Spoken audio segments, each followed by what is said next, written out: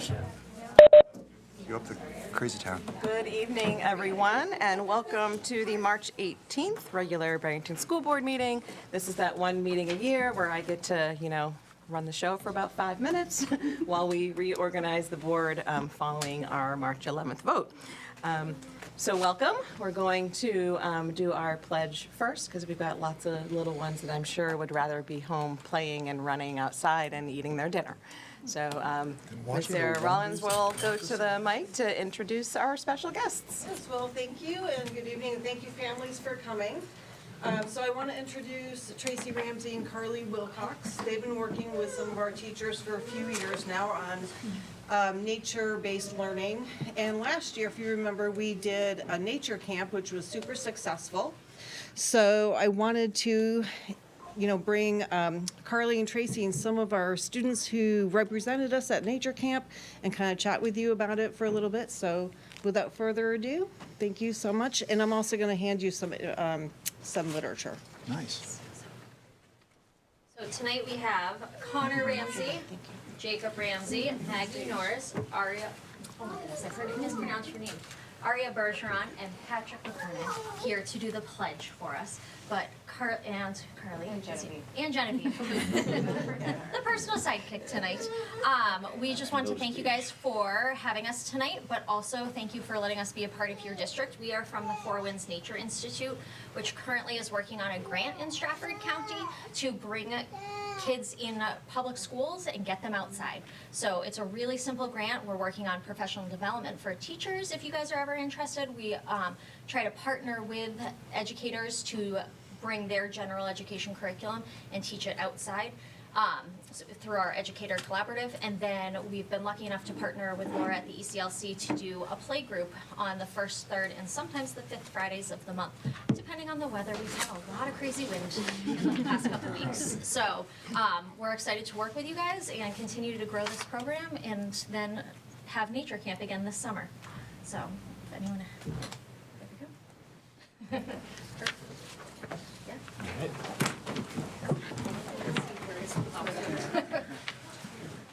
You guys come a little closer.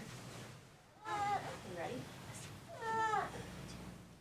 I pledge allegiance to the flag of the United States of America and to the republic for which it stands, one nation, under God, indivisible, with liberty and justice for all.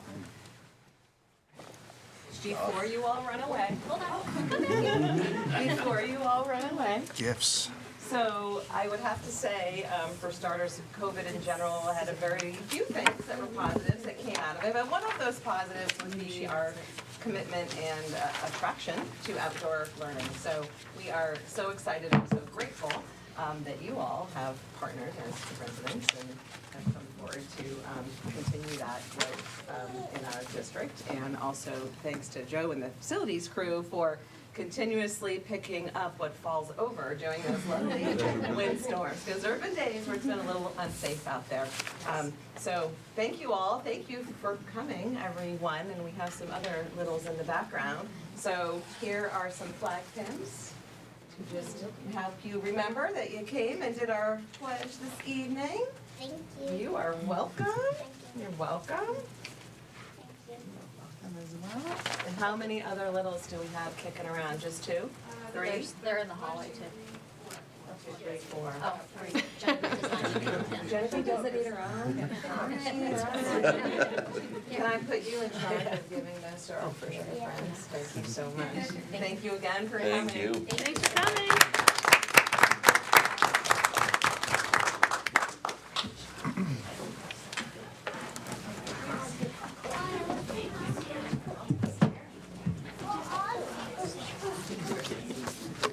We'll give them a second to file out, and then we'll move on to the next part. Do you have a list of all the committees? Are they not in your packet? No. Oh, I do have them. Okay. I'll fill the list in and then we'll type them and post them afterwards. Thank you. I do. So if we could do the ethics policy statement first, I have one that, if everybody could sign one as opposed to me compiling, that would be great. So you have your list of board policies there.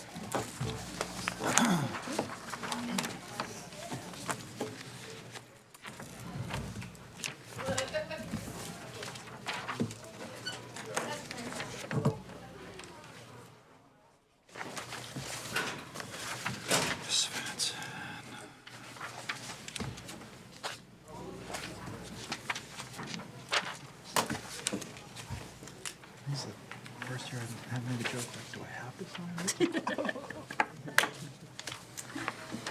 And then, before we do assignment of committees, we need nominations and seconds for first board chair. I make a motion to nominate Moira Taylor as board chair.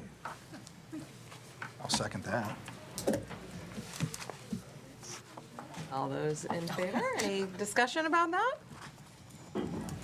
Maura told us we couldn't talk about it. Well, we should be nice and not talk about her, but great. So, and can I have a motion? She made a motion. You already made a motion, sorry, a vote. That's what I meant to say. Aye. Excellent. And then moving on to vice chair. Make a motion for Carrie, you want to do it again? Carrie Neal, vice chair. A second? Beat Oh, me I to it. can't. I'll second. You're now officially chair, you may not. Yes, I'll second. Okay, any discussion? And a vote, please. Aye. Excellent. And one more position, we need a non-public secretary. Well, make a motion with God. Yes. I'll second that one. That's such a great job doing minutes. He loves it. He said that beforehand, that's what he I've heard wanted. him say that. I have a notarized statement, actually. Do we have a second for Yeah. that? I'll second. Okay, any discussion, other than what's already transpired? And all real those in power. favor? Aye. Aye. All right, excellent. When can I expect payment from God? It's a case of Coke in his car. Yeah, it's. All right, so our first policy, do you want me to just continue, or do you want to take them? Perfect. Either way, it doesn't matter. All right, so the first committee is Policy Committee. Yo. I would like to continue. Anyone want arm wrestle for it, or, no, okay? Any discussion on Garth and Carrie continuing? Thank you for continuing. All those in favor? All right. I want to hear somebody say it. No, I just, no problem with girl. Look at the wedding. Facilities Committee? Yo. Yep. Any discussion on that? Okay. Wellness Committee? I'm interested. If anyone else, I've done that one for two rounds in a row, so if anyone else wanted to, but if not, then I will gladly be part of it again. And we don't necessarily need two either. We've had committees where there's been one. I mean, do you feel, Sure. oh, Do you want to do it or no? I'll just add me to it. You got nothing else going on, Carrie? Come on. Yeah, it's fine. Technology Committee? Wait, sir. Yeah, no, I did technology lessons. that's not how I Yeah, I roll. also, I will do Oh, it. really? And you What's really that? like We need that? technology. I really did, really did like that Awareness of committee, but technology. I also don't want to bogart committees, so I'm also very happy to spread the joy and the meetings Anyone else around. with a burning desire to be on the Technology Committee? Where are we on the website? Are we done with that, or are we? We are making progress. Making I would progress? not say it is No, you done. didn't, no. But I mean, if No. I jump in, Did you jump in? Progress, yes, vast progress. I don't want to interrupt it if you guys. Did you sign up for technology? She's not. Oh, no, did you want to? I'll, You want to do it? I'll do that. Do you want to do well? You want to trade? You just All have right, a all better. right, I think you yeah. have a better Jason's grasp. coming off Yeah, wellness and that going to makes, yeah, technology? all right, all Going with right, all right. wellness. All right, Sounds good. There all we right. go. Select Board Liaison? Yep. I'll keep going. But maybe you guys could alternate, so you don't have to be at every meeting. Each one Yeah, of you I can was take gonna- one a month, like, don't they meet like twice a month? I was gonna, They talked about that last night because a lot of times what they say is pretty similar to what we say, but we still think there's merit into, if there's not anything going on, we just say we either don't show up or there's nothing going on. Okay, so they don't take offense if I Nope. can't. Okay, Nope. all right, well then, yeah, sounds great. All right, so the education contract negotiations, I would hope Carrie and Jason would continue. Yes. Yes. And paraprofessional negotiations. Yep. I'd like to continue with that. I've been doing that for a few years. Unless, you Unless someone else. Good. good? Yep. Okay. All right. So, there's more. The Collaborative Communication Committee. Yep. Oh. What's that? Sorry, That's the that's town. different than The select board town. liaison, yes, Yep. yes. We'll We have a committee for that? Yeah, Yeah. those are the meetings. with That's Rick and different than Carrie. select board liaison, Oh. though. Yeah, I know, Select for a board, second, I like, got who's Who's gonna confused. I was be like, we already did that one. of our board, right. Okay. select board. All right. All right, I think we're organized. Excellent. All Sounds right. like it. Any changes to the agenda? Yes, I made an error under SAU reports, facilities manager, Joe's report. I must have had, whenever I think management, I think emergency management. It's supposed to say energy management, not Okay. emergency. All right. And then in addition to that, if we could add after public comment, correspondence, which are resignations. The second public comment or the first? The first, please. Okay. Make a motion to amend. Second. Any discussion? All those in favor? All right. Aye. Okay, approval of the March 4th public minutes. Does anyone have anything they wanted to change? Or- So moved. Second. Okay, any discussion? All those in favor? Aye. Yay. And one abstention. This was right. I don't see our select board. Yes. Yep. So we'll move on down to public comment.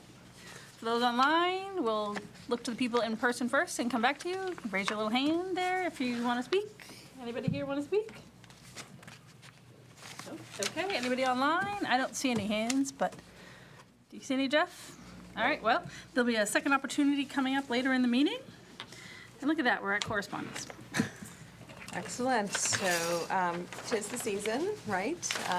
One of these we were already aware of, two we were not that that's necessarily significant.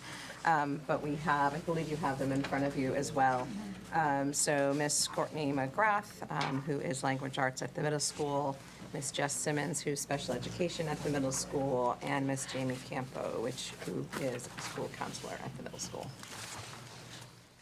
Not a good day for the middle school. Not a good day for middle school. And that's where our one retirement was as well, so they're going to be busy during this hiring season. But the faster we can get them posted, the better. Can I make a motion to accept the resignations? I make a motion to regretfully accept the So- resignation. Second. Okay, any discussion? Okay, all those in favor? Aye. Thank you all. Curriculum coordinator interview. So we had that on last meeting a little prematurely, and then also our lawyer was sick, so we wanted to make sure everybody was here to participate. And it was actually a good, I do not want to be sitting this close to me. you know, it's going around. It was also, the applicant pool had just been posted, it wasn't quite there yet. So since that time, we have had 11 applicants, which I feel like is a pretty strong pool for that position, or any position right now, frankly. Of those 11, we have 4 candidates with either direct experience at the district level or the building level, and with administrative or curriculum coordinator experience and certification. So that is a promising pool at this point. So I'm looking to see, I'm hoping to have completed the process prior to April vacation. And looking to organize so I've already put it out to staff asking for participants to create a nice stakeholder group. Hoping to do an organization meeting on March 27th at 3 o'clock, and then do interviews on the day of April 4th. So looking to see, typically for SAU level positions, we have board member representation. I would be in, you said the 4th? Yes. I would be interested if nobody else is.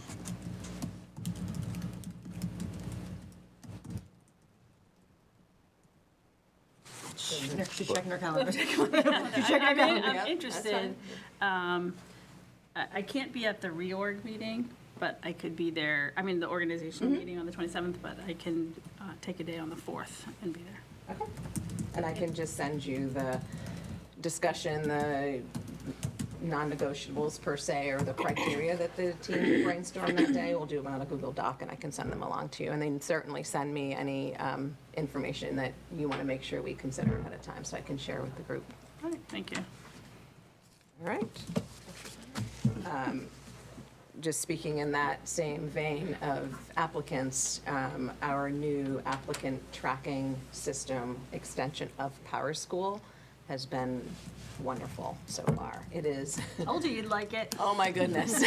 So they bought out School For Spring. years, I've been trying to get the district to go that way. Oh, yeah, and in the meantime, they bought out School Spring, so now it's an automatic School Spring, and we obviously can still post on Ed Jobs. So we're really getting a nice full picture, and just the ease of not shuffling all the paper, and then the little bit of embarrassment when you're like having to ask people to mail in paper packets. So we're getting out of the 80s, slowly but surely, folks. It's looking good. You don't have to call to set up interviews. Right, you can just. Only took till 2025. I know, it's really nice, and you get an email as soon as somebody applies, and so you can immediately just click and go in and review their materials. So it has been well worth the time and energy, and it was financially, it was a tiny cost to add the extension, so that's exciting. All right, speed zone signs. This was not so exciting. However, Not unexpected. not unexpected. So just for people listening that may not have the background, we all know how busy routes 9 and 125 get at arrival and dismissal, and really just whenever you're trying to pull out onto those roads, especially since we now have condos directly across the street from the middle school, and we have students crossing, and we don't have crosswalks there. So in conjunction with Connor McIver, we drafted a letter, and Moira signed off on that as chair previously, and we've been waiting and waiting and waiting. So Connor poked them a little bit, and it was like, oh, we've made a decision. Gee, our bad, we didn't notify you. So the same day he poked at them, they issued a letter denying the request for speed zone signs at both locations. And their reasoning, I thought, was interesting at best. And this is a direct quote from their letter. That it was denied because the New Hampshire Department of Transportation indicates that significant pedestrian activity associated with a school or some other compelling reason, such as school buildings being immediately adjacent to the state road, had to be present for the request to be considered. And so they said because our schools were set back and not close enough to the roads, that they were not going to grant that request. And previously, we had asked the state to support funding of it in conjunction with the school and the town. This time, we didn't even ask for any money. We just said, hey, can you please allow us to do this because they're state roads? And they said, no, thank you. So that's the bad news. The maybe promising news is Connor has followed up, had a conversation with Executive Counselor John Stephen. He will be attending the June 9th Select Board meeting, so he wanted me to make sure I shared that with all of you. He thought it would be great if one or more of you could attend, excuse me, because he is willing to partner to push a little bit to see if we can make this happen. So he'll be sharing information on that on June 9th. So. Was this was the pedestrian part of things maybe it was lost on me in the past, but I thought it was more traffic concern, like people exiting in a vehicle, not pedestrian necessarily. Is the pedestrian part new? Was that part of our? That's just what they put in their letter as a reason. Okay. They, That would be one thing to trigger a speed zone sign, is if there were excessive pedestrian traffic. Okay. They had indicated in the past, we'd questioned this a number of years ago, and basically their position is, you folks chose to build on 125 and put stuff there, so you need to live with what you have. Actually, back when I was on the board 25 years ago, we actually approached the state about putting a stoplight in, and they went, yeah, go away, wouldn't even consider it. No, we've made this request in my tenure on the board also. Since I've been here. I remember as well. Yeah, we've done this. No. Part of the reason the last time we asked was that it was too close to the light that was already there, and it would then back up traffic even further. That was another. But from the reason given. district's position, is the issue safety and ease of vehicular egress and entrance, or is it pedestrian driven? I would say at the middle school, it's concern over students Students? crossing. At the middle school, students crossing? Can we then draft a letter at some point? I'd like to have it on record with the town, raising that concern with the select board, saying that we have concerns about, now that Barrington's growing, kids walking, and that we'd be in support of sidewalks at some point. Because that will then trigger the state allowing a crosswalk at some point, because you can't have a crosswalk without a sidewalk. But if it's becoming an issue of kids walking along the side of the road, the select board has sidewalks on their radar, but just having another reason why it makes sense for safety of kids would be a good thing. So, I thought when the condos went in, we talked about we wouldn't want kids crossing Route 9 because that's not safe at all, and that a bus was going to. A bus does go. And the kids choose not to get on the Correct. bus. kids choosing not to get on the bus, and Yeah. really, Middle school kids. I'm stunned. Just wanted to make sure there was And one that is offered. we have also made Ms. Talon and Mr. Fortier, when there are concerns, I got a call from a very concerned parent a couple of weeks ago saying that she was like honking her horn, screaming out her window. And no fault of anybody's, right? When you're in your vehicle and you're not accustomed to pedestrian traffic there and there is no crosswalk, what are you doing? It's a busy road. You're looking for your opportunity, right, to pull out. Well, the kids are also looking for their opportunity to pull out. And so the car went to go and the students also went to go. So of course the car's trying to turn left, the students are running straight across. Right. So this parent was like, ah. And I'm not, and again, I'm not, this is not adversarial toward the town. I'm No. pointing out, like, just as we chose to build schools here, the town has chosen to allow a new development across the street from the middle school, a brand-new development behind Irving, which is going to have significant home bodies, and on and on and on. So there's going to be more kids walking up and down Route 9 and foregoing, so it's just a reason that at some point, for another reason for safety is to have, the ability for kids to be able to get out of school and walk home might Well, be and we a know nice at thing. times the more voices that, Just, yeah. share a concern. And not even lobbying, just saying we'd love to engage in the conversation when the time comes and raise our point of view. So it's just, There's a follow-up to this issue. Is the board interested in, next time we meet collaboratively with the selectmen? One is to bring up that issue, but the other one is there's some interest in perhaps partnering with the town to put school zone signs on Ramsdale Lane and Malago Road. So is that something you'd like Carrie and I to discuss with the selectmen to see if? there's not school zone signs in either place yet? No. No, not around, so, wow.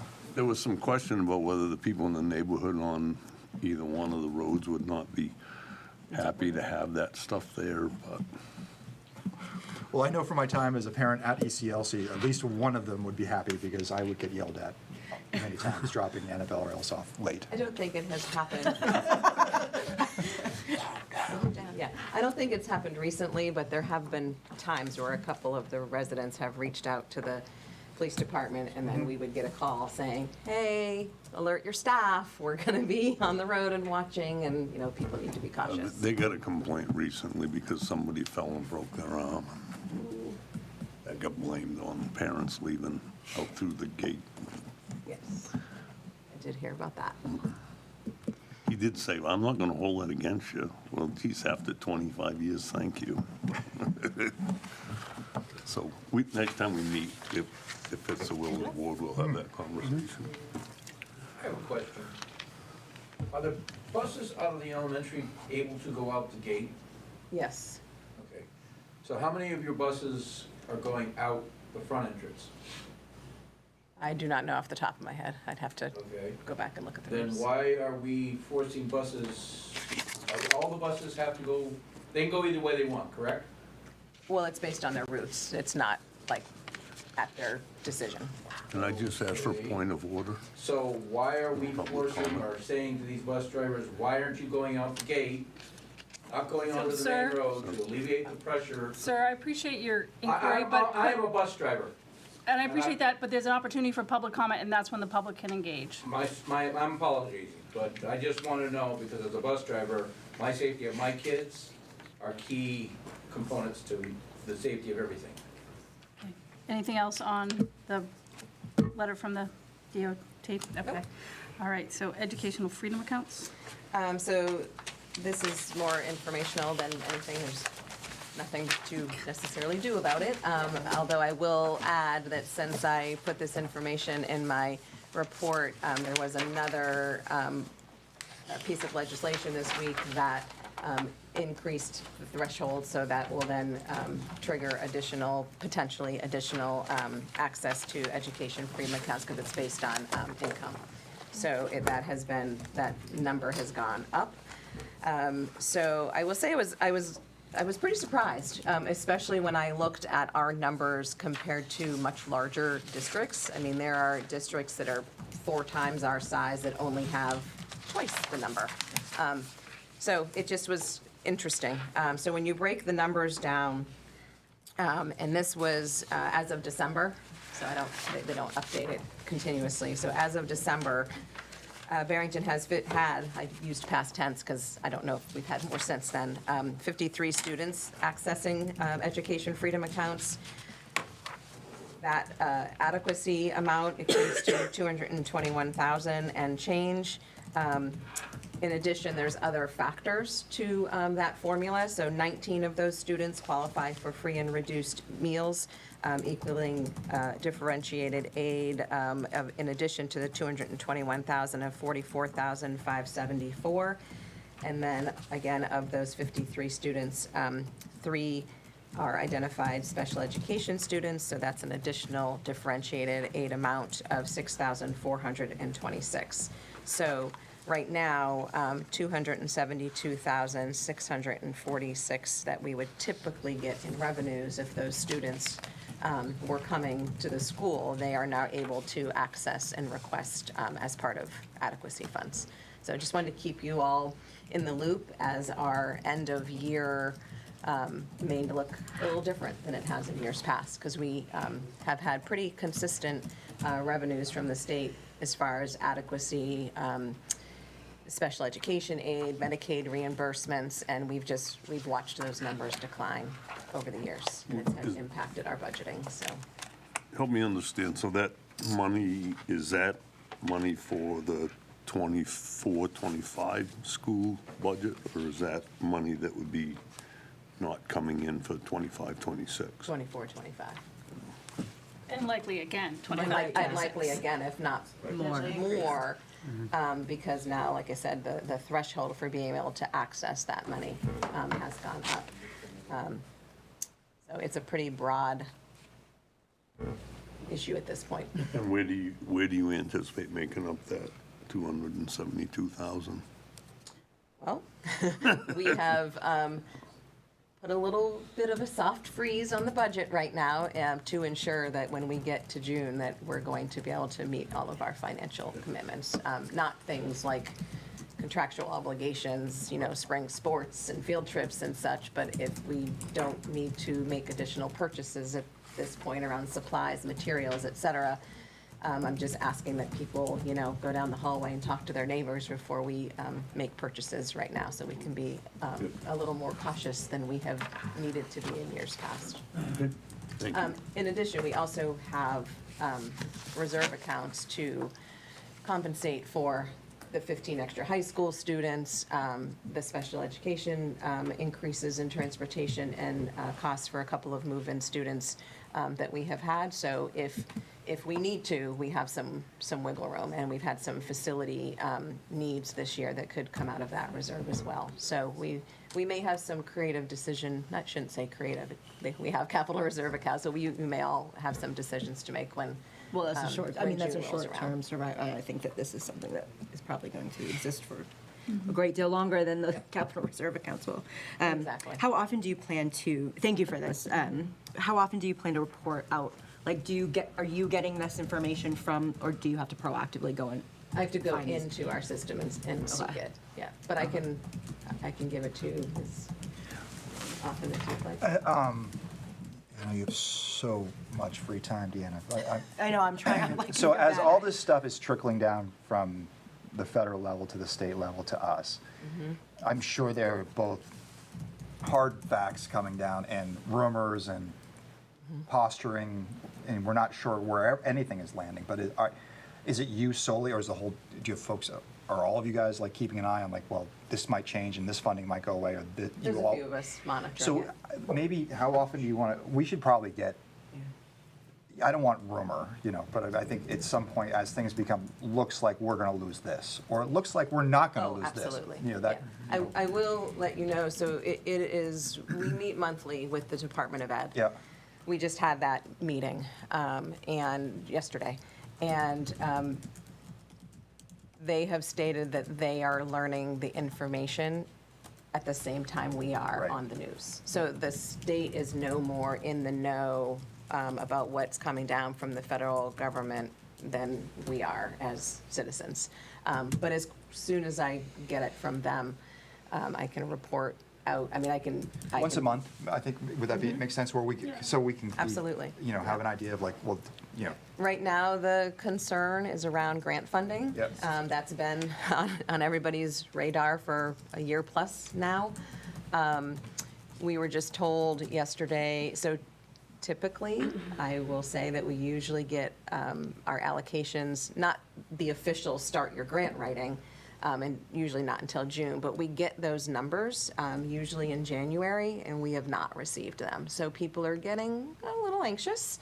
So that question was specifically asked yesterday, and the department said, you know, yeah. we've received them later before. So at this point, they are not hearing anything definitively that we're going to lose them. You know, but they also aren't hearing anything definitively that they're going to show up in their inboxes tomorrow. So they have not been issued any of the federal funding in order to parse it out at the state level. So we have had some preliminary conversation at leadership team meetings internally around, okay, what sits in grants, how will we manage that, you know, et cetera. I think my two greatest concerns, well, one, we've got professional development, a lot of money in that grant that we use to support the teachers, but also we have quite a few positions in our IDEA grant. Yep. And in addition, our Title I grant essentially funds the majority of our reading team. So it will be a challenge to work that through. You know, we've had some conversation about what that might look like, but we certainly wouldn't in a vacuum make those decisions. You know, it's a district that's very involved and very invested, and we want to make sure that we make that decision as a group. So hopefully it doesn't come to that. But we're a little more concerned than usual. Been in this for a long time, and this is, it's rough right now. Things can get worse before it gets better. I agree. All right, well, on that happy note. I know. The Top Cat grant is okay, because that was a private grant. That was through AASA, Yeah. yes. You're welcome. All right, Speaking of grants, speaking of. Nice segue. can I flip my order to do the easy thing first? After that sunny conversation, can't imagine why. The New Hampshire Environmental Services has secured funding from the Drinking Groundwater Trust Fund and is providing some grant funding to New Hampshire schools for lead remediation work that we've done in the past. Part of applying for the grant is that we do a vote by the Barrington School Board to designate an authorized representative to accept the funds, and that we document that in our meeting minutes. And so if you are comfortable as a board kind of designating Deanna or myself as an authorized representative to accept the funds, we can include these meeting minutes in our application process. What we will do is then submit the receipts from the work that was done as part of our lead remediation plan almost 5 years ago, 4 or 5 years ago. So Vicki has pulled some of that and is continuing to pull that for me right now, and then we'll go through and submit it to the grant program and see if we can get some reimbursement from that. It's awesome. Yeah. Does it obligate us to do anything going forward that we wouldn't do otherwise? No. No. It's Great. no obligations other than the front end work of pulling everything together. Do they have to be separate, or can they be in the same? You know what I mean? Like, do we have to accept the funds and then do a separate thing to designate and a person? Let's do it that way, just to be Just to safe, be so safe, we're okay. clear in the minutes. Okay, I make a motion to accept the grant funds from the Drinking Groundwater Trust Fund. Second that. Any discussion? All those in favor? Aye. I make a motion to, oh, wait, Authorize. to authorize superintendent and/or designee as authorized representative to accept the funds. Second? Any discussion? You can tell them in policy, because I. All those in favor? Aye. Aye. All right. His or her designee. Good work. Thank you very much for that. And now we're gonna shift gears to talk about the RFPs and bus proposals. Rick, I know that you specifically requested to look at the RFPs. So I'm gonna give you the big binders, I was really hoping for a spreadsheet similar to what. but don't you worry, I made little cheat sheets. Yeah, that's- Nice. So, You just brought both just in case. I wanted to wanted be the well whole prepared. So, I didn't make 5 for each because it just felt like a lot. So there's 3 for the special needs transportation, and there's 3 for the school bus services.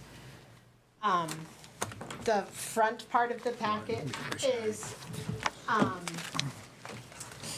what the RFP was, what RFP I posted. So when you open that little cheat sheet, If you want them. I have 0 chances. I'm sorry. That made your day, didn't it? I have enough binders. Look at it. the first part of the packet is quite literally just what we posted for both the big buses and for the little buses, so that you can see what we requested when we posted to the website and then submitted them to the various bus companies. And then in your board packet, I kind of did a general summary of the process that I'll quickly run through. So, in mid-January, we invited vendors to submit proposals for a 5-year school bus transportation contract and a 5-year specialized transportation contract, each commencing on July 1st, 2025, and concluding on July 30th, 2025. Proposals received by February 12th were opened publicly on February 13th here in the boardroom. We received 2 bids for the big bus contract RFP, one from First Student and one from Student Transportation of America, which was formerly referred to as Dale Transportation. And then we received 3 bids for specialized transportation, which are our smaller buses. One from First Student, one from Student Transportation of America, and one from Durham School Services. All bids were within the allocated amount that we set for the 25-26 school year operating budget. And then below, I had written up our recommendation for the school board consideration. I also submitted in those little binders 2 different spreadsheets. So one spreadsheet just has either the 2 or the 3 proposals, so that you can see the bottom line for the annual cost. Please note that the bigger buses is a 178-day year. The smaller buses is a 192-day year, because those buses service our students with special needs, and commonly they go to school over the summer, and so that contract looks a little bit different. And then the additional spreadsheet is 3 proposals, 3 options for proposals. So option 1 would be going all in with, I think, can you tell me the name I have on option? Is it First First student. Yeah. Option 2 would be going all in with Dale, and option 3 would be going with with Dale for the big bus and first student for the smaller buses. That's not. I think our option 3 says Dale and STA. And not the same. It should Oh, be okay. first Oh, sorry, student at the top. Sorry, thank you. Okay. Well, like up here it says both. I Oh, apologize. right. I'll give you some time to look at those, and then I can talk through our recommendation.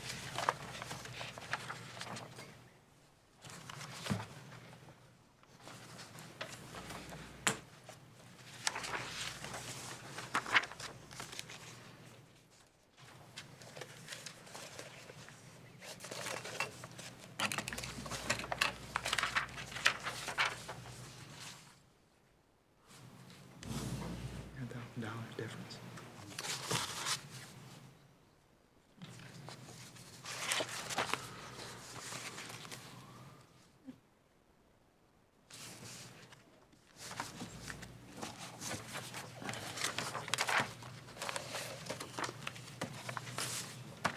Yeah.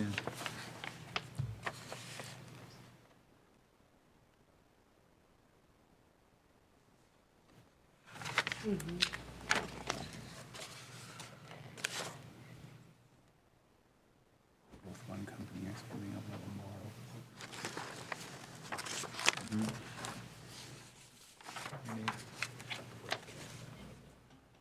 What's that?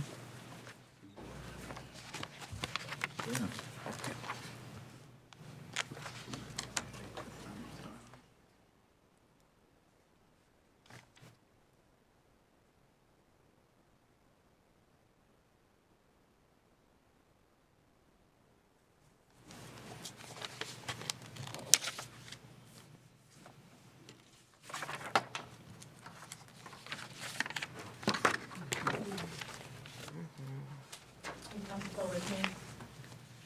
Continuing, or would you like a little bit more time?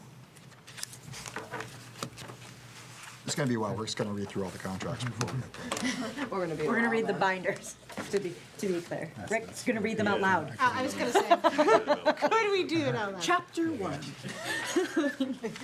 So can you call out, like, I mean, the difference between Dale and first student is significantly, $300,000 by year 5.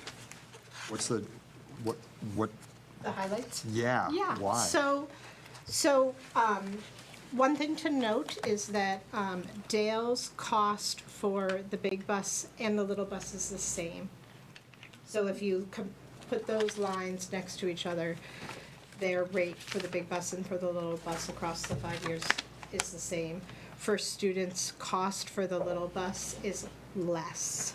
And so when the little bus is a variable every year, we never know how many more little buses we're going to need because our special ed population fluctuates. We talk about that at every meeting. That's a pretty positive thing to note in my book, that the little bus cost is lower on the first student side than on the Dale side. I anticipate that our big buses will stay pretty consistent over the years. Can't say the same about our special education transportation. That's going to fluctuate over the 5 years. Some other highlights from first student, right, because we're absolutely, the very first thing we're looking at is the financial impact. But I think we also have spent a lot of time as a school board and as a school district talking about our bus circumstances for the last post-COVID years, and fielding a lot of family frustration through their experiences. And so that was a big factor as we met as a leadership team to discuss the proposals. Things that really stood out is that First Student currently works with over 50 schools and districts across the state. They will operate and dispatch and maintain their fleet of buses out of their current Rochester dispatch, which also houses their operations and maintenance staff, their training office, and their fueling premises. Their local Rochester team has been there a long time. The folks that I talked to have had a pretty strong commitment to the company. I think that speaks volumes when you're talking about school bus transportation and the turnover that can happen in that employment field where people can kind of go work wherever and or choose not to work in that field.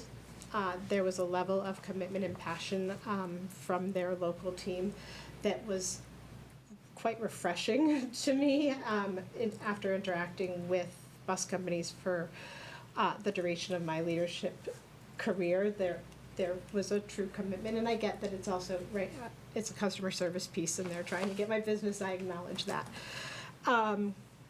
Some of the highlights that I think put them apart from our current scenario is their drivers all have tablets, so their routes are on their tablets and they update. So let's say there's an accident that is up ahead, the tablet will reroute for the accident automatically instead of the driver having to make that decision. There's GPS on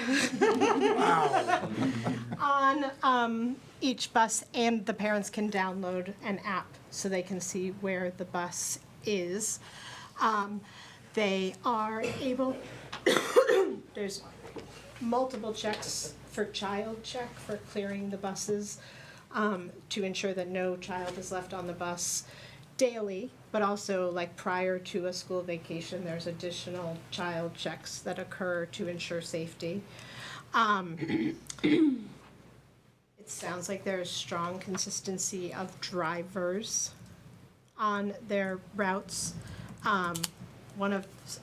Something I asked very pointedly is we recently had a pretty significant issues with radios not working on one of the school buses, the two-way radio, for an extended amount of time, and got very clear reassurance that that was not and had never been an issue for them, that their radios work in all locations.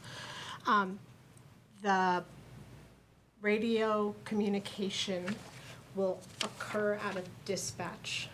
So if parents or business admin assistants have questions, they will call dispatch. We will no longer have that big box in the main office that's constantly going all of the time, sharing information that is not necessarily public information. That will happen through dispatch out of Rochester. That will take that burden off of our admin assistants, which is pretty significant in the mornings and in the afternoon. Any behavior issues are logged electronically, so they get logged, they get sent right to the administrative team. The administrative team then logs their response, which goes right to the driver, so the driver then knows it's been addressed, which builds a pretty trusting relationship between the school and the bus drivers, and there's that mutual respect that's happening, as well as parents getting notified through that app as well. There's some benefits with special education as well, so Medicaid logs have been a challenge this year. And we've talked about kind of what the expectations are around that. It sounds like their local site manager, he delivers them weekly. He knows he was a special ed bus driver. He knows what the expectations and the laws are. He takes it quite seriously, so he has made it his responsibility to collect them. He will bring them to Renee every week so that we are sure to get that payment and that billing in so that we get refunded the way that we're expected to. The other piece is because there are so many districts using First Student locally, it ups the possibility of using rideshare for our out-of-district students who are going further than we typically travel. And so sometimes we are paying exorbitant costs to get kids from point A to point B because we're legally bound to. Now we might be able to coordinate with other districts with ease because they are saying, nope, we actually already have a kiddo that attends that out-of-district placement, so we'll put them together on the bus. And the very first thing that was said to me in our conversation was that we would never hear that buses aren't running and parents have to transport their kids, which, as you know, is something we post quite a bit in Barrington. And I was reassured that school would start at one single start time. So that last piece, does that mean that they're never going to be short a driver? Is that what they're? No, but they will find other ways to make sure kids get picked up by a school bus. They will combine routes. They will combine routes. Yeah. Yeah.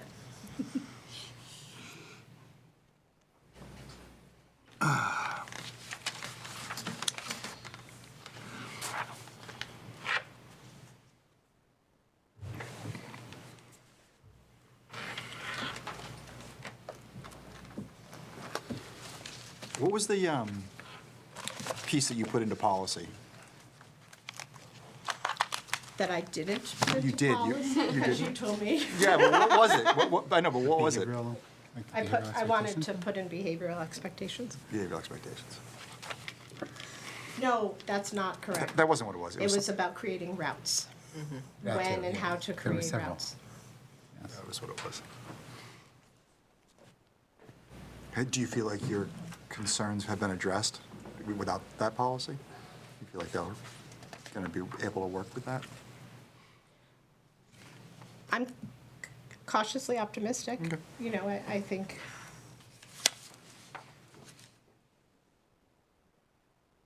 Yeah, I'll stop there. I'd like to table a decision until next meeting so we can get a answer on the legal, on whether or not we have to put a clause in there about non-funding. And also, I'd like a little more time to look at that. $163,000 is a lot of money. I get it that, you know, we should be looking at, when we're asked to make decisions on contracts, we should get this information ahead of time so we can look at it ahead of time, be prepared to vote.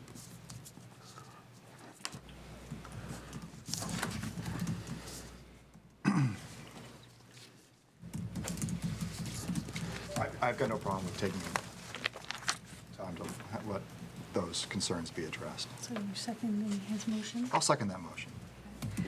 Any discussion? Okay, all those in favor? Aye. Aye. That said, good work. But I think that some of these things are positive. I mean, really positive. I'm just impressed we got more than one bid. So. Yeah. That's good. So we will bring that back on April 1st, Great. not an No April Fool's Day fooling. joke. All right. No joking. And they have to build a fleet. Buses. Like, they have to get the physical buses to New Hampshire, so it's just being mindful that, like, Timing. time Time is is of the of the essence. Yeah, I don't see any reason we'd kick it any further. We're just, No, I think we should be able to make a decision. What meeting? Are we April first? 1st, 2 Okay, weeks. okay. Just one of those things that was like, oh, right, you have to actually get physical buses to New Hampshire from a different place, and that takes time and inspected and as long as they're not coming from July 1st or- overseas, that's all. July 1st and summer school is, right around the corner. What about the onboarding of drivers? They must have to do, Yep. they're gonna have to do Yeah. that too. April, May, June is short, Yeah. short time. All right, Joe, Full of good news, Maura. you always bring the sunshine. Yeah. Doesn't he, though? One day He never I want him to asks say, look, we had to knock into this wall and we found a stack of cash. Yeah, right. never- That'd be he never awesome. brings up that he Start needs with the more good money. news from today. Yeah, good news is that the metal part of the sign is up over at BMS. So Start, looks nice. Yeah. Yep. I thought we were just gonna keep going with the Stonehenge look. I'm just, we were getting there. that We was wanted people to use their imagination. sundial. It's gonna be awesome. So then we started off, and then we went to facilities committee. We had a facilities committee meeting about a week or so ago. And what we did is we talked about windows. So our current replacement estimate for the windows, all in, is $201,600. $191,600 for the glass, $5,000 for electrical, and another $5,000 for a performance bond. We have been monitoring those windows. They haven't leaked at all. The last rain, all the snow, everything all went along has not leaked in there. If we were to move forward with this project, we have to kind of know now because they need to order everything to get it here. But it would be my recommendation that we hold off and monitor that and just see. There's nothing structural that's there. It's just, it leaked those couple of times and it hasn't done it since. So it's Now not that ma- you've it's said not this, though, of magical. course. They did go up and address They it. cocked them all. Yes. Yeah, yeah. Okay, I was So- gonna say, I was like, Yeah. how is Yes. that? It No wasn't, longer actively Okay. right. Thank you, because I was like, Yeah, so the first time around. I wasn't gonna ask it, I was No, gonna ask but you yeah. about that later, okay. And we pulled it all apart, and then we put it back together, one bay of windows, and then everything was recocked, and it's been working. So I'd like to take and monitor that for now, knowing that there could be a possibility that if we get torrential rains and things start happening again, we'll bring it back to the board and let the board address it at that point. But we've had some pretty driving Yes. rainstorms. It really has been, even yesterday's stuff, All right. And just so, in case somebody looks at this in medias res and doesn't know the whole, there's no safety concerns. It's not a structural problem. It is a leaking window, and they've addressed it with caulk, so it's no longer going to leak theoretically, and they're going to continue caulking it to make sure that it doesn't leak. So correct. Correct. great. Yeah, that was one of the first things we asked. Yes. was, Yep. We have knowledge of neighboring districts that have had structural problems with large walls, and I happened to participate in that in my past. So we wanted to make sure there was no risk to students, staff, anybody. It's not a safety concern. And that's a big place for our From it community that collapsing. uses that area. For sure it is. Yeah, We want to absolutely. be good stewards. Yeah, like the roof in Londonderry just got ripped off, didn't it, in the gym? Yeah. So we don't want to be those people. It's So- all structurally sound, the Londonderry gym roof. I'm back to school the next day, so, Yeah, I don't know. Yeah. all right. So the next thing is energy efficiency. This has not been addressed in the last 10 years here, and it was brought up during the deliberative session by a couple of community members. So I figured this would be a good time to have our assets categorized, prepare for the capital improvement plan for the future. Company Energy Consulting Management, or EMC, is the company that will come in and assess our district at no cost. We had talked about 10% being the number if a project comes up, and that's what they would make. I did call them, Garth, and ask them if we were to do a addition over at the elementary school, and we already knew what was coming, would that 10% be added on? And he's like, no, that's not how this works. Okay. It's if we're gonna go in and reconstruct the boiler room, or do like the AC we're talking about up at the ECLC. They come in, they put it to bid, they manage it.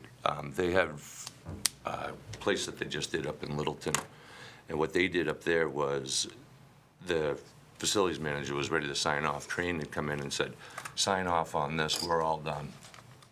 The MC said, whoa, whoa, don't sign off on anything. We want to check their work. There was $60,000 work that still had not been completed that the facilities manager was ready to sign off on. Without having this company there, that would have just been like trying to pull teeth to get them back. So there are checks and balances. I mean, we can still do the checks and balances, but they're just that next layer of security for us to make sure that the job's getting done properly. The bids are getting done. They write the RFPs and the RFQs for us. So there's a letter of intent to be signed by the superintendent. I'd like to see if we could have a vote on that for the board to move this forward.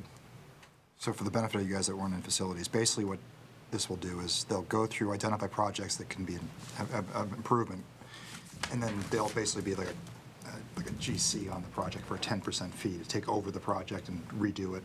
What he is going to do, though, is go and create a list of projects that we already know need to be addressed, and so they will not get credit for doing those projects, like, like a generator that we know that needs to get replaced. They're not gonna be able to walk and be like, oh, that generator needs done. No, we knew that, we're doing it, so. And we already have that documented in our CIP with the town as So- well. So we have historical documentation showing, and even in our long-range facility plan, we already have identified those, so it's not stuff like that. But we've had a handful of things already happen this year that I was like, ooh, if we would have signed off on that earlier in the year, they would have managed it, and we would have already met our obligation. So. Day one, those windows are leaking. Right, right. Yeah. No pre-existing conditions. Yeah. And it also takes over that, not only the long-range planning, but the categorizing of all of our assets that we had looked at a different company doing. So they will take that on as well. So it's kind of a little two-for combo, which is nice. Because we had talked about that, having Alpha Solutions come in and QR code everything for us. If this company comes in and does all of our asset management ahead of time, it's later on the other end from Alpha Solutions. And they're all about that. They're like, oh, geez, it's going to cut that in half. And the question that was raised at deliberative, I think, about the energy efficiency stuff was in relation to solar. Correct. Part. Will they, and I'm not advocating for or against, I'm just asking, will they look at that for us? They will. Okay. So, Yep. There is nothing that they won't look at. great. Yep. So, does anybody want to make a motion? So moved. I'll second it. Any discussion? All those in favor? Aye. Aye. So the next one, our bullet point is our generator. Speaking of generators. Speaking of, Remember that money we saved on the windows? Getting bad news on the generator. so previously we did have a discussion on the software upgrade and what it would take to service that. We have done the service end of things, and we're getting ready to do the software upgrade to it. However, this fall, we went out and I noticed on the backside of the generator, there was a little wet spot. The generator is actually at the beginning stages of leaking fuel. So the way this generator is built, the fuel tank is on the bottom of the generator. I've asked if we can convert it over to propane. No way, way too much money. It's better off to buy a new one. I asked if we could fix the fuel tank, lift up that and move that and get the fuel tank fixed. That's in the you have to pull the whole motor and everything to do that. It's substantial. So what the solution is to this is to have a day tank put in. So what happens is we have a 12,000 gallon underground oil tank that is pumped to the generator when the generator says, hey, I'm out of fuel, I need fuel. It sends it over and fills the tank back up. Having a leaking oil tank, fuel tank, says, hey, I'm not full yet. So next thing we know is fuel disbursement on to our parking lot, and then we're in a whole world of hurt. That's an issue? Yeah. Frowned upon. Just get a fire truck and wash it away. I heard you Something I can do didn't ask that. you. I've heard kids like to play it. It's oil? That's what we use. We use the oil for the. Do you foresee that being the smartest thing going forward, though? And that's something I should have asked you the other day, but like, wouldn't a new one be propane or no? You can do whatever you want with a new one. A new one being propane, we could, but then now we're talking a whole different animal and trying to get pricing for that, but. I'm just being conversational, so I don't have an opinion on this. I'm just thinking like, So- if you're gonna have an energy audit come in and they're gonna say, well, that crappy old oil generator over there, this probably should go. So by doing what we're doing to this, we're gonna get another 20 years out of this generator, and that generator's gonna be obsolete. It'll be time to do another one in 20 years. So, Guaranteeing 20 years? He's not guaranteed he'll be here. in 10 Well, I'm years. just thinking like, this is like, you know, this doesn't work on it. So that's This why I was doesn't- like, it yeah, just feels like. Absolutely. I Got- definitely guarantee 20 years. wonder- Garth will still be here in 20 years, going, 20 years ago. well, the thing is that this whole generator hadn't been serviced in a long time, 15 years. And then the gentleman that did service it was an employee of the district. You know, so CAT has no records. They have records of installing it, that's all they have. And the underground tank, is there a time frame that has to get removed, or is that? There's no time frame on that as of right now, as long as all the walls and everything stay secure. That's like a triple-lined wall in there, so, Okay. you know, as far as that go, we do inspections on that every year with Lakes Region Environmental. That's part of it, you know. I mean, moving forward, going down the road, what ideally would be the thing that I would like to be able to look forward to, and this is one of the projects that may be coming down the road, is to have a propane tower put in, and then you get rid of all 4 of those tanks, get rid of the underground tank, and then you're just running off of that day tank that is for the generator that would get you 2, 3, 4 days out of it, whatever you need to be.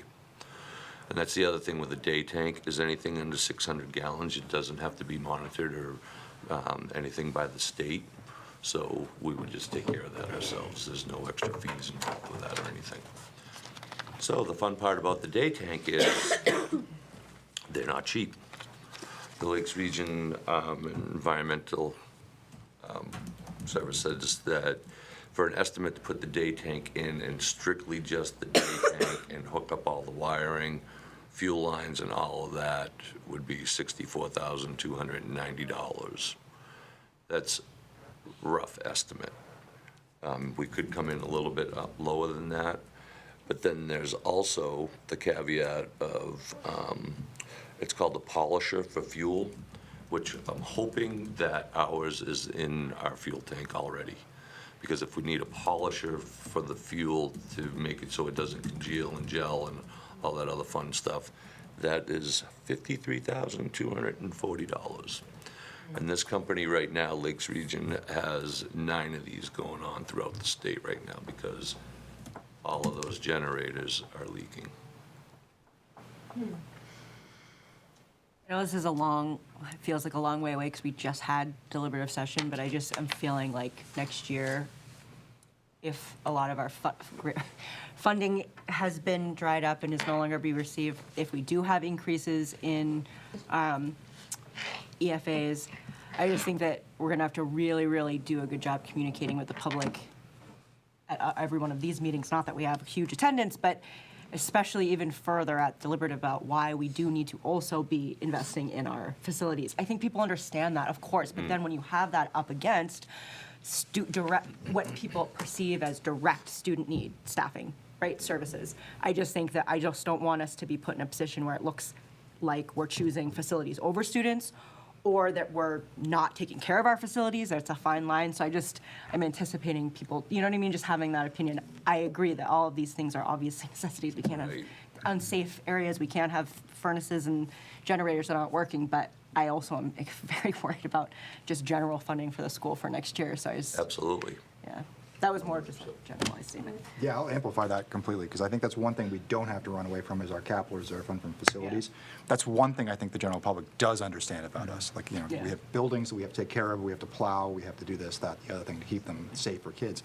And as you said just a minute ago, a lot of our community events are in these buildings, and so we're taking good care of them. And, you know, so being proactive a couple months ago, saying, this has happened, we need to do this, and, you know, that's, yeah, good. So do you need a vote to authorize the cost of the day tank? Yes. Well, and in addition, just to remind folks too, that's our emergency shelter for the town. So to run the risk of not having a Generator for the generator at emergency the middle shelter. school is not good. So didn't we authorize spending for the windows? Yes, we Yeah, did. we did. So do we need to rescind that and then, I don't think we have to rescind it as long as, if we just don't do it, right? all right, so he's not going to do that now, though. Okay, so we're just going to authorize to do it. Right. Do we have to rescind it? Okay. So rough math is about $117,000 up to if it needs the scrubber? Yeah, we're $114,689, and that is without the software. We still haven't paid for the software, which was, I believe that was 38,000.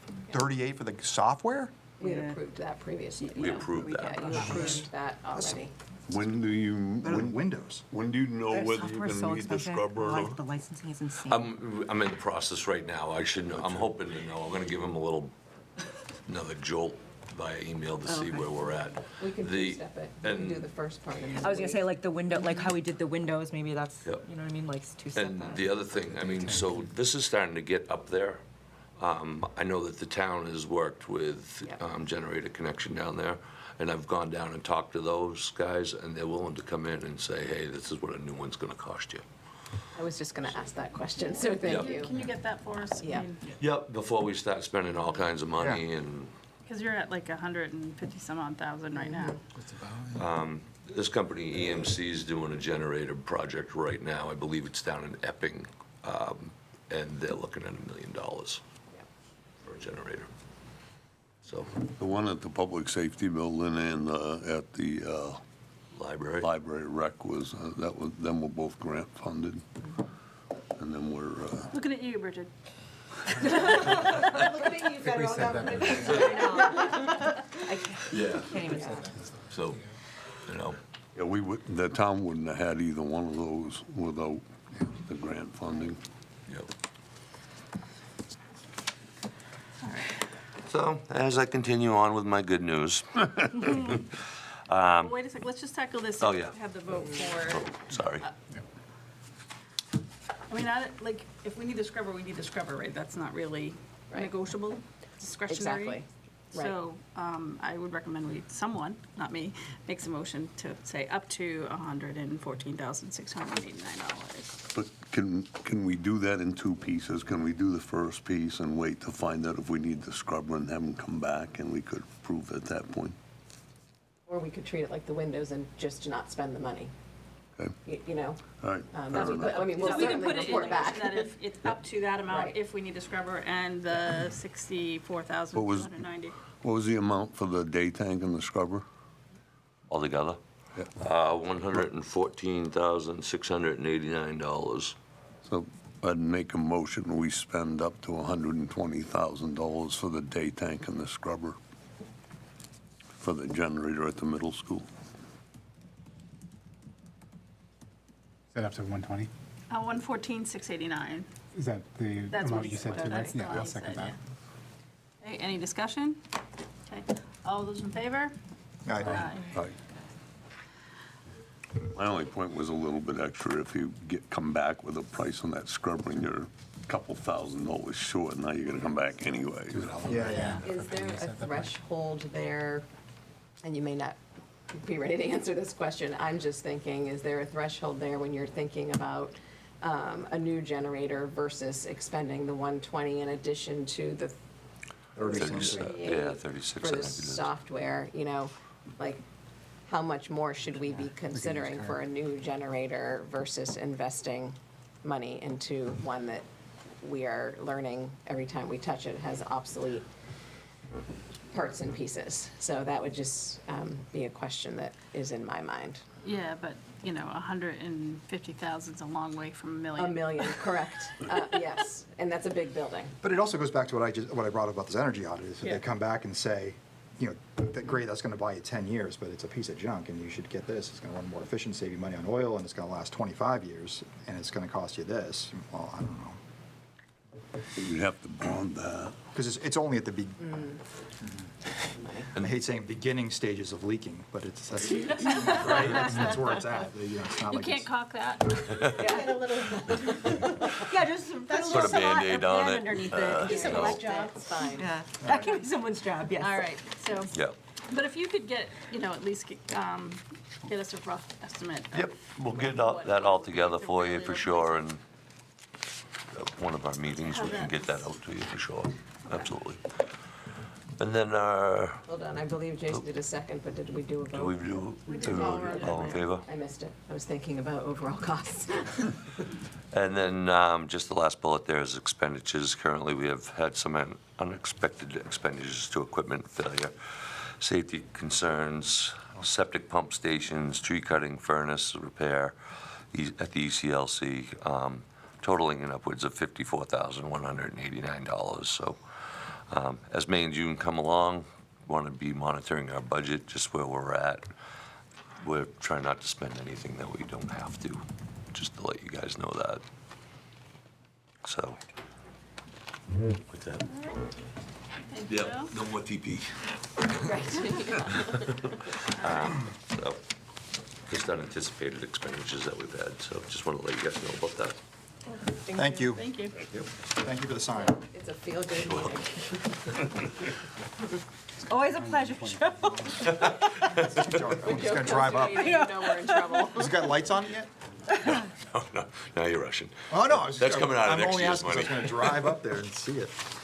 Yeah, no lights yet.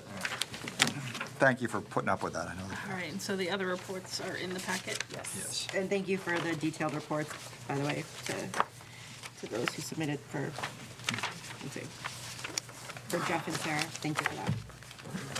Indiana. Well, it's Indiana, but. Okay, all right, so we're at policies.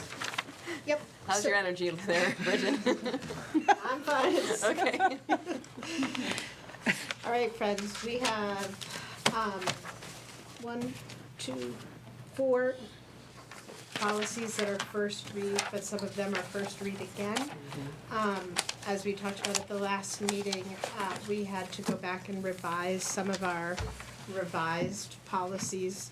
So you will see that policy AC is back for first read.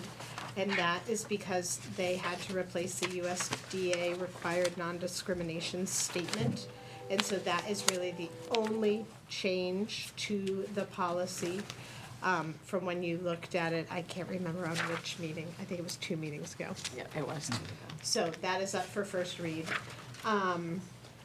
Policy ACAC is up for first read, and that is revised again because we have replaced the July 2024 revised policy with the 2020 policy as a result of the litigation that occurred around the 2024 Title IX regulations. So revisions include the change in the title for ACAC, clarifying the different definitions of prohibited sexual harassment, and additional revisions to better connect with related sample policies since the original 2020 version of ACAC.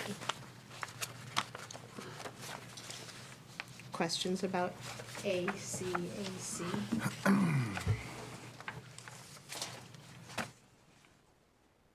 I just realized I skipped ACA. That probably I wasn't thought you did it helpful. on purpose, but No, Okay. nope, I didn't. It's just past my bedtime. ACA was also revised for the same reason. It added a level 3 complaint, which had not been there before, which is an appeal to the school board if necessary. And then the final first read is ACF. Food and nutrition services. anti-discrimination and civil rights complaints, and that again is around the non-discrimination statement being updated at the USDA. Questions for first reads? Not a question, but I like the format. The new Thank This is you. the new format for policies. I like it. Thank you. For first read, I'll make a motion to accept AC, ACA, ACAC, ACE. Second. It's ACF. ACF. I need new glasses. ACF. Do you want to borrow my progressives? Yeah, probably. I'll second. That's what you get for cutting in front of Carrie Garth. right. You hurt your feelings. Okay, any discussion on any of these extremely lengthy policies? Eh? No. All right, all those in favor? Aye. For second read, we have AC-R2, which is non-discrimination, equal opportunity employment, and anti-discrimination plan. Annual notice of contact information. ACE, which is our procedural safeguards, non-discrimination on the basis of disability. And ACM, accommodation of lactation leaves.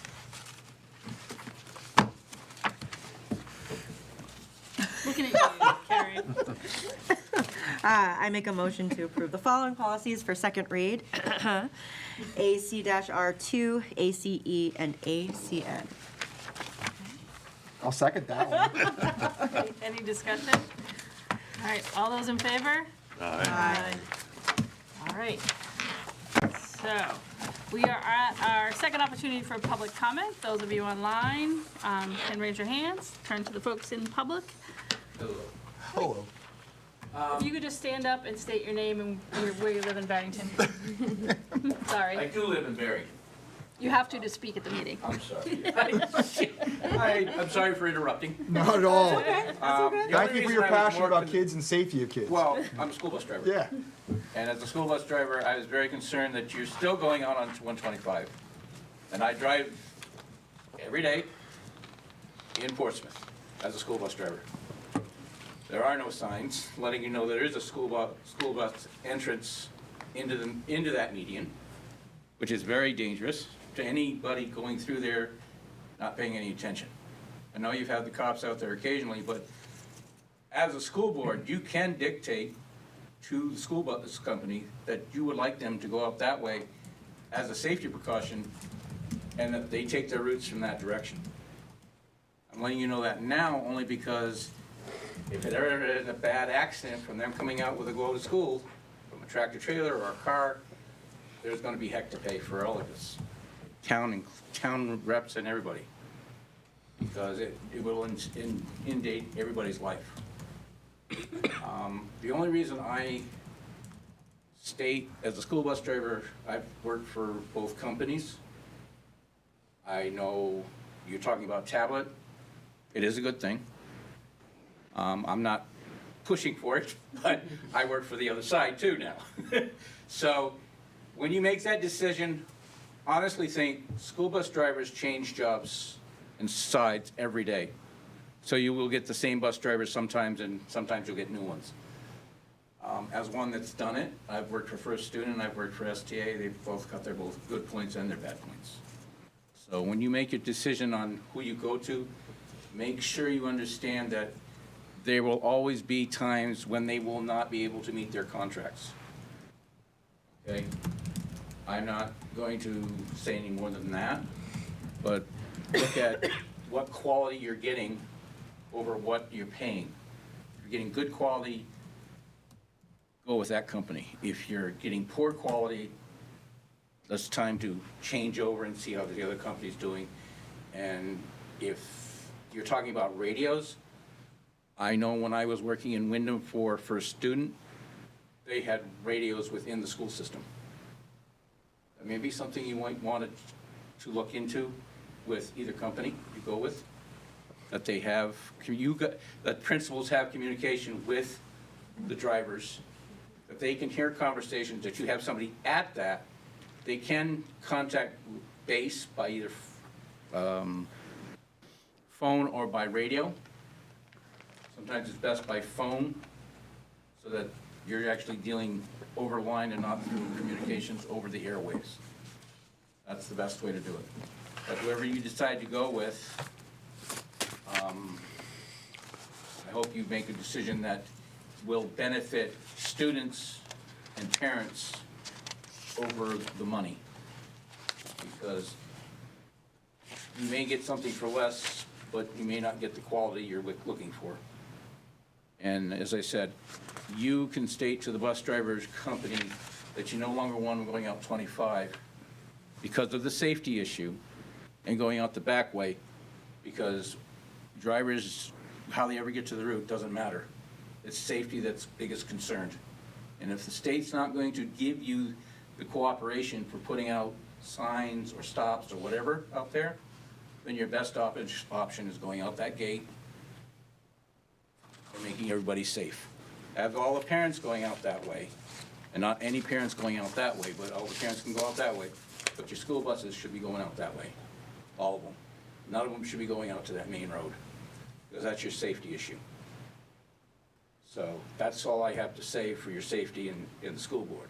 But I thank you for your opportunity to be listened to, and I hope whatever you decide on, you get the best for our money. So, all right? Thanks for the insight. Thank you. Thank you. You're very welcome. Take off the earbuds so it's not an echo for me. Mike Geyer, Province Road. I might argue, depending on where the buses are going, that is safer because it's a 30-mile-an-hour zone. I watched Purple Bus cross over 125 at 50 miles an hour to make the Province Road route, and watched it almost get T-boned the other day.